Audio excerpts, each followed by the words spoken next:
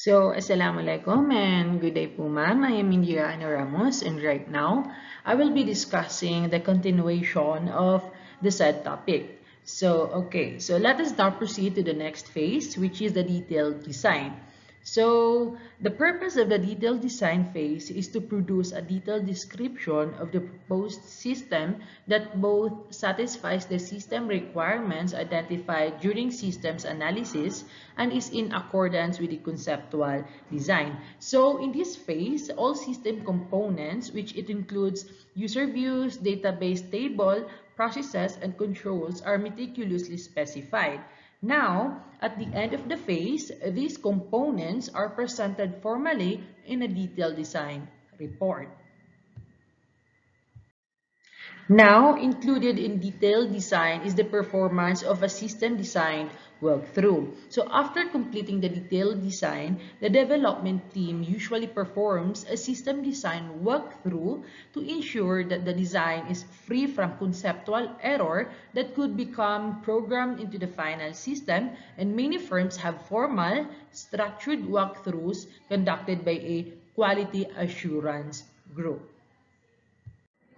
So the next step is this review system documentation. So the detailed design report documents and describes the system to this point. So this report includes the following. So just read it at your own time. So these are some of the components that could be found in your detailed design report. Now, again, the detailed design report is the product of your detailed design stage.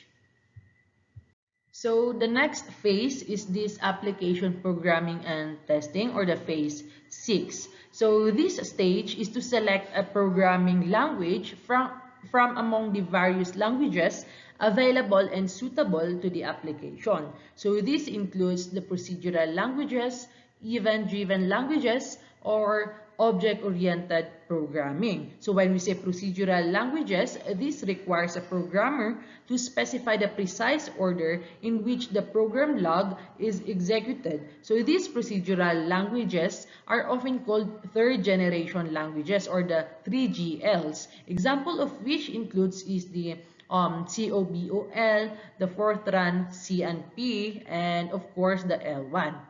Now, the next language is this event-driven languages. So now, event-driven languages are no longer procedural. So under this model, the program's code is not executed in a predefined sequence. Instead, external actions or events that are initiated by the user dictate the control on the flow of the program. So the most common or the most popular example of event-driven language is the Microsoft Visual Basic. Now, the last language is this. The last type of language is this object-oriented programming. So this object-oriented programming language, or the what we call OOP, is the most popular true OOP language are the Java and the Smalltalk. So the learning curve of the OOP language is steep at time, and a cost of retooling for OOP is the greatest impediment to the transition process. Now, regardless of the programming language used, modern programs should follow a modular approach or modular programming. So this technique produces small programs that perform narrowly defined tasks. And now, the following benefits associated with your modular programming is this programming efficiency, the maintenance efficiency, and its control. So the next step is the testing the application software. So all program modules must be thoroughly tested before they are implemented. Now, there are some proven concepts about testing that should be followed by the systems developer and considered by auditors in conducting audits. So first, of course, you need to test the methodology, or the process on how the system was made. So the result of the test are then compared against predetermined results to identify programming and logic errors. Next is you will test, or you will do offline testing before deploying it online. So the first point that is critical in testing is to never underestimate the principle of testing offline before deploying a system online. So implementing a system without testing offline is an invitation to disasters. So at least by testing it offline is that the company may identify certain problems that they have not seen in the previous phases. And of course, lastly is the testing of the data. So creating manifold test data is an extremely time-consuming aspect of program testing. Now, to facilitate future testing, test data prepared during the implementation should be retained for reuse. This test data will give the auditor a frame of reference or for designing and evaluating future audit tasks. So the next phase is the system implementation. So in the system implementation phase of the system's development process, database structures are created and populated with data, equipment is purchased and installed, employees are trained, and the system is documented, and the new system is installed. So this implementation process engages the efforts of designers, programmers, database administrators, users, and even accountants. So the activities in this phase entails extensive costs and will often consume more personnel hours than all other pre-implementation phases of your SDLC. So, okay, so in your system implementation is of course you undergo testing the entire system. So when all modules have been coded and tested, they must be brought together and tested as a whole. So first, the procedure involves processing hypothetical data through the system. So, merong test run from the starting input data down to the processing and then down to the output or yung mga tinatawag nating reports na magge-generate sa ating system. So second, the outputs of the system are then reconciled with predetermined results and the test is documented to provide evidence of the system's performance. So if there are discrepancies, that means you can assume that there is something wrong with the system. However, if the predetermined result matches with what is the result of the tester on, so you can say that the system is working well. And finally, when those conducting the test are satisfied with the results, so they should then complete a formal acceptance document. So the user acceptance document becomes important in reconciling differences in assigning responsibility during the post-implementation review of the system. So the next one is this documenting the system. So the system's documentation provides the auditor with essential information about how the system works. So the documentation requirements of three groups. So first, the system's designer and programmers. Second is the computer operations, and of course, last is the end users are of particular importance. So first, we have here the designer and programmer documentation. So systems designers and programmers need documentation in order to debug. So when we say debug, yung i-correct yung errors and perform maintenance on the system. So this group is involved with the system on a highly technical level, which requires both general and detailed information. So another documentation needed is for the operator documentation, wherein computer operators use documentation called a run manual which describes how to run the system. So the typical contents of a run manual includes the name of the system, the run schedule, the record hardware device, or even the file requirements, the list of users, and so on and so forth. And the last type of documentation is your user documentation, wherein the documentation describing how use the system. So usually, users are divided into classes. So example of possible class schemes is no visas, occasional users, or even frequent like users or frequent power users. So whatever kind of user you may be, it is expected that your system should have a user handbook. So your user handbook includes the instructions on how you can use the system or the overview of the system. So the functions involved in the system, and of course the descriptions of procedures with step-by-step visual references. So if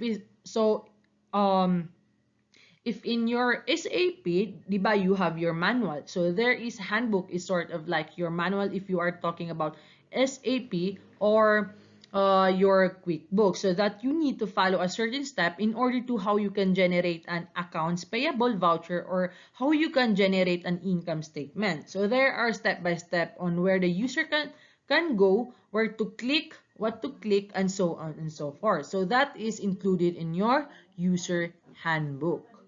So another documentation is your online documentation. Now, online documentations may include already tutorials like video tutorials that the user can refer to.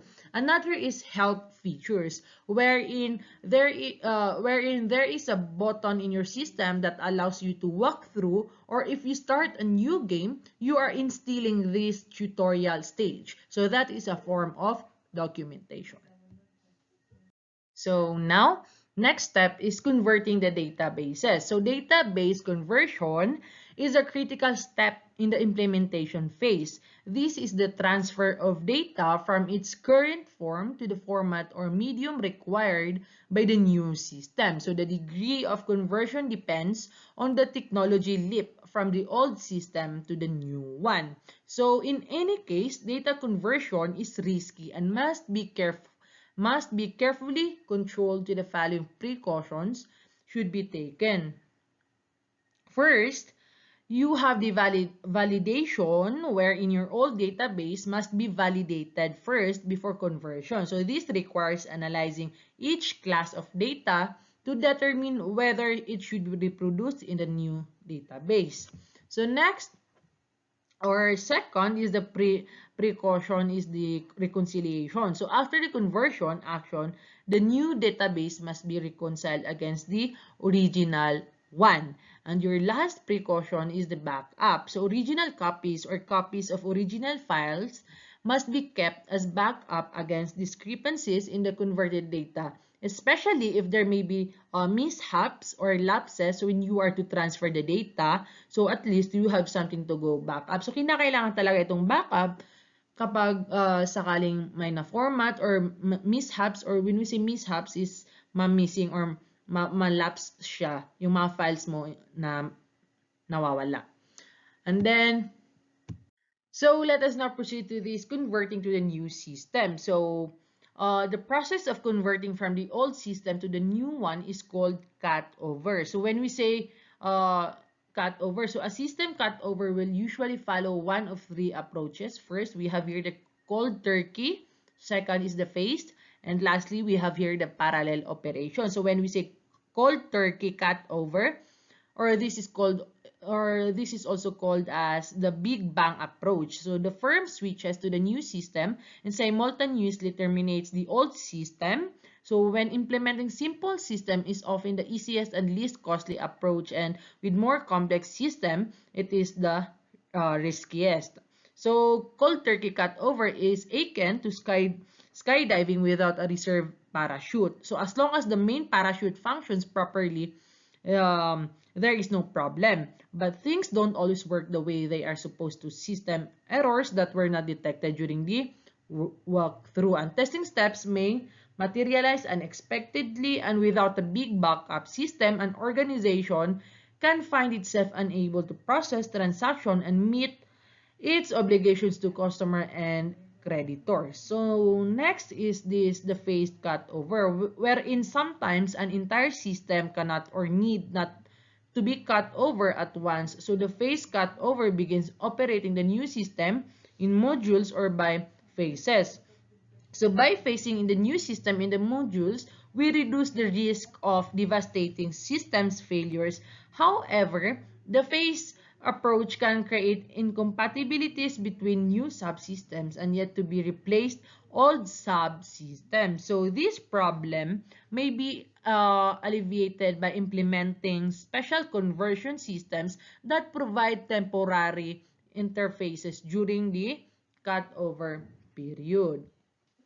So, and last approach is the parallel operation cutover, which involves running the old system in the new simultaneously for a period of time. So this approach is the most consuming and costly of the three. So imagine running two approaches in parallel essentially doubles resource consumption. However, the advantage of this cutover is the reduction of arrest. So by running the two systems, the user can reconcile outputs to identify errors and debug errors before running the new system. So low. So ano nga ba yung mga role or yung mga purpose ng mga auditors sa ating system implementation? So external auditors are prohibited by SOX legislation from direct involvement in systems implementation. However, as the preceding discussion has already suggested, the role of internal auditors in the detailed design and implementation phases should be significant. So, kinakailangan, importante siya or necessary. Being a stakeholder in all financial systems, internal auditors should lend their expertise to this process to guide and shape the finished system. Specifically, internal auditors may get involved in the following ways. First, we have here to provide technical expertise, specify documentation standards, and lastly, we have here the verify control adequacy and compliance with SOX. So that is why meron tayong sinasabi dito na segregation of duties. Kung saan, kung ano yung expertise ng isang tao or kung ano yung expertise ng isang professional is doon siya dapat nababagay sa isang department niya para mas matugunan nila yung mga bagay-bagay na kinakailangan nilang exertan ng effort to have a excellent output. So that is for the auditor's role in system implementation. So the next one is the post-implementation review. So the review is conducted by an independent team to measure the success of the systems and of the process after the dust has settled. So the post-implementation review of a newly installed system can provide management with insights into ways to improve the process for future systems. So it can also provide auditors such as the internal and external, with evidence regarding the adequacy of the SDLC in general and the risk associated with a particular system. And finally, we have here the last phase, which is the systems maintenance. Systems maintenance is a formal process by which application programs undergo changes to accommodate changes in user needs. Maintenance represents a significant resource outlay compared to initial development costs over a system's lifespan, as 80 to 90% of its total cost may be incurred in maintenance phase. So when we say systems maintenance, kung ano yung nakasanayan ng isang sistema or kung ano yung magandang pamamahala ng isang entity is kailangan ma-maintain niya yung good quality na nakasanayan ng isang kampanya. So, but of course, there's always a room for improving or innovating such things. So that is all for the design, detailed design to systems maintenance. Thank you.